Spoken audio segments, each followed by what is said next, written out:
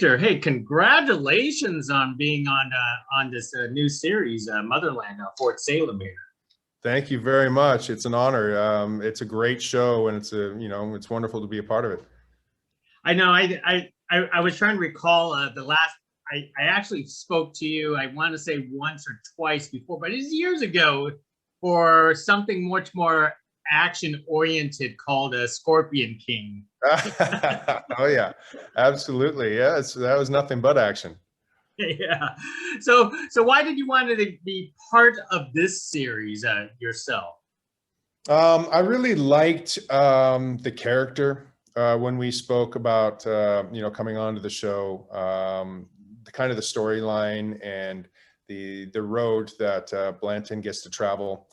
I've worked with in the sci-fi world a lot, and I really enjoy the sci-fi world. Allowing your imagination to go and build this world, it's awesome. Could you tell us a little bit more about this Vice President Seward? Because I've seen a couple episodes and I can't really put my finger on him, on whether, he's like a good guy, a bad guy, trustworthy, untrustworthy. That. Well, I think we all have a little bit of that in us, right? We all have a little bit of good guy and bad guy. But I think that he is a man of strong beliefs. I think that he has a lot of weight on his shoulders being the vice president. I think he's struggling now with the path that he has to take now with his daughter. His daughter is now going to be taken from him.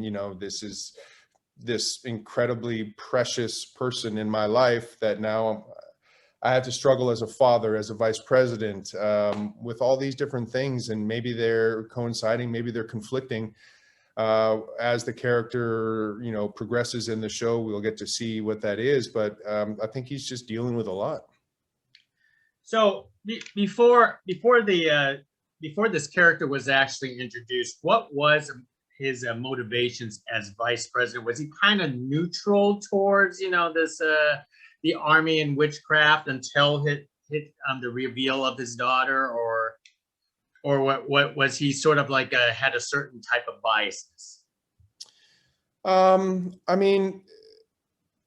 With him as a character, I think that, being a vice president, being number two, he kind of has to go with whatever the president says and has to, toe the line, so to speak. I think maybe he's a little confused sometimes, as we all are. I think overall, this is a position that is kind of difficult to navigate, especially now that his daughter has shown the signs of being a witch, because now it's become very personal. So I think that now he has to deal with that personal aspect. We're going to see him figure out exactly how he feels moving forward. So is he going to be like a supporting father, or is there something more that meets the eye? I don't know. What do you think? Oh, I have this theory, but yeah? Okay. I don't want to like throw it out there, but I have a feeling that there's something tied to the Camarillas itself. The who? Never heard of them. I don't know what you're talking about. Right. Yeah. Oh, wow. Look at the time. Wow. Yeah. No, I think that they do a really good job of the writers, and Elliot does a really good job of taking you down that road. I think sometimes they'll make you think something and then they'll pull a 90-degree angle on you. So they could be leading you down that road to believe that, and then it could be something completely different. And that's one of the things that I love about the show in general is you might think you know what's going on, and then all of a sudden you're like, oh, I wasn't even expecting that. So what was it like working on this show for yourself in comparison? Because you've done a lot of numerous television series before that has like, I want to say, like a real big fan cult following. Yeah, it was great. I mean, everybody was very warm and welcoming. They were extremely talented. Everybody I got to work with, we got to play. Everybody was open to kind of trying things and seeing what worked. We weren't stuck in a box, and so it was really, really great. And I love working up in Canada.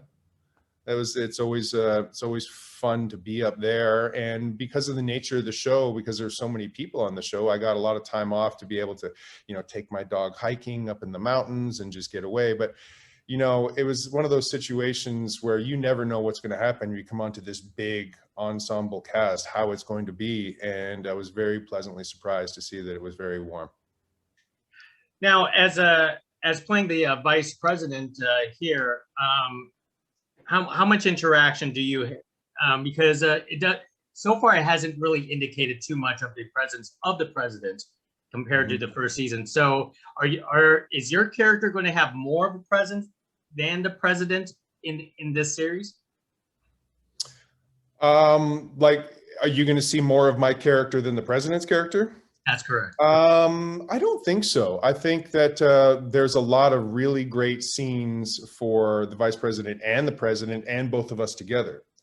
So no, they do a great job of kind of spreading it out. So what is which side do you, not playing the president, but which side do you actually enjoy the most? The Camarilla, the Army, or the Spree? As a viewer. As a viewer, yeah. Watching the show, I don't know. I love bad guys, so I love. I'd have to say that I love the Camarilla the most, just because of the nature of I guess their secret society, the way that they've found a way to basically fight the witches. And there's a lot of ingenuity there, a lot of secrecy. I love the way they dress. They dress them up as great bad guys. It's kind of like a Mad Maxy type. I don't know. It's pretty cool. You know what? I can't wait until all of this unfold and see what secrets that Elliot actually wrote into your vice president character. So I can't wait for the rest of it. It's going to be fun. I mean, I think there's a lot of secrets with every single character, and it's going to be really fun to see all of that unfold, for sure. Well, hey, Victor. Hey, thank you very much for speaking with me. It's been a pleasure speaking with you again. Gig, thank you so much. We'll talk to you soon. Hey, you too. Thank you. Bye now.